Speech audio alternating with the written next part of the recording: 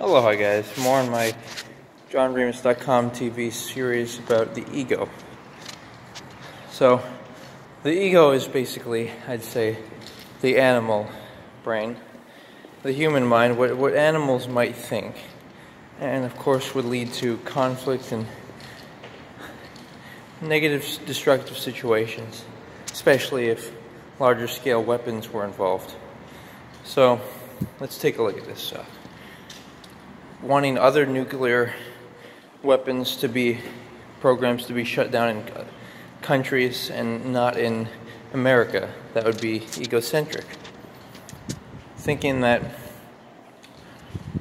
if a person has better, quote unquote, by the way, it's an opinion, there is no good or bad.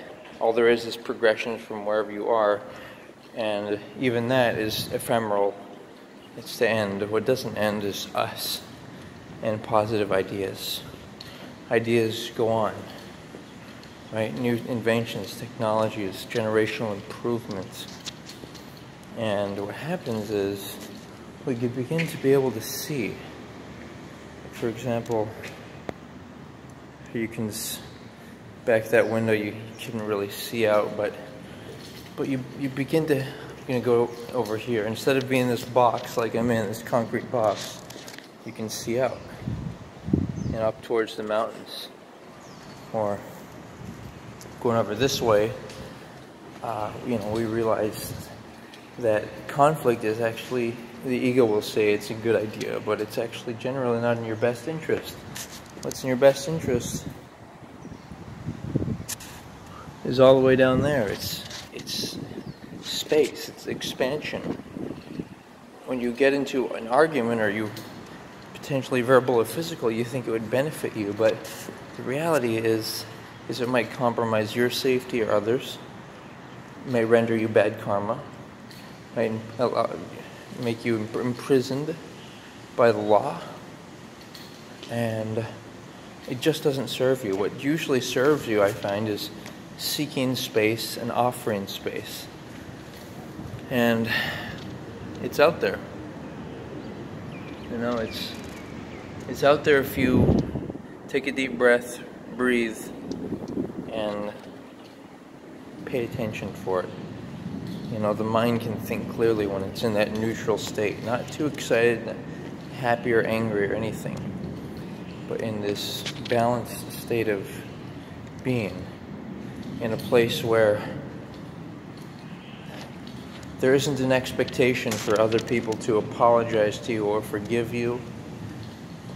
You put that on yourself, in the sense that, I'm going to take care of myself. I'm going to address these issues internally. And guess what? What happens is there's degrees of corruption in the world. If you seek therapy or a psychologist or even a physician, doctor, or perhaps even a dentist, like they might say you should take these pharmacological drugs or fluoride in your toothpaste, both which can be poisonous and have better alternatives, I would generally suggest. And the same goes with psychologists. It's good to learn from people, but it's even better, I feel, to teach other people how to figure themselves out. And a few hours of YouTube, you can learn so much on any particular issue.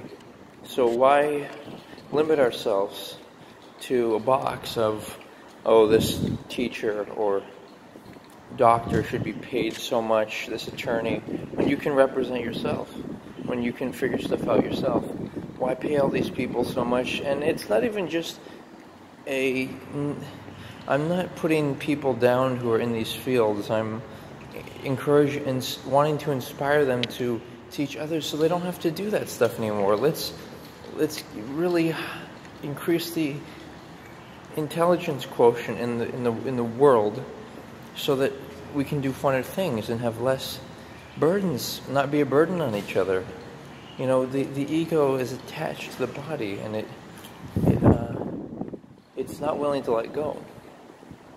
But through just basic awareness and confidence like I have, or perhaps through a hallucinogenic experience, one discovers that, guess what, we're all that is, and we reincarnate. We can leave this body.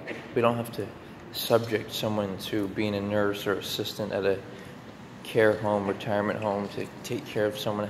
How is that fair to use up their time? See, it's really about people's quality of life and their time, and not taking that away from anyone.